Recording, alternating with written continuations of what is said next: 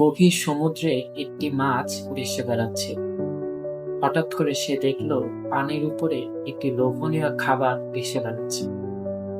লোভ সামলাতে না পেরে মাছটি বড় করে হাঁক তুলল।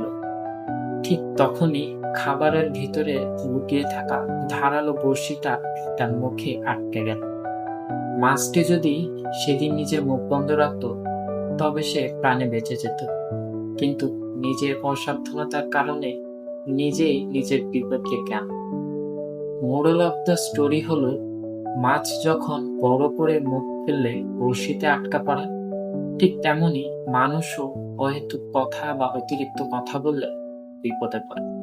আপনার বলা একটি কথা যেমন অপর মানুষের মুখে হাসি ফোটাতে পারে, তেমনি আপনার একটি কথা অপর মানুষের মনে গভীর আঘাত দিতে পারে।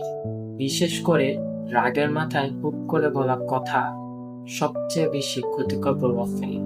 তাই কথা বলার আগে আপনার সামনে থাকা ব্যক্তিটার মানসিক অবস্থা বোঝা দরকার, যেন আপনার কথা দ্বারা সেই ব্যক্তি কোনো কষ্ট না পায়।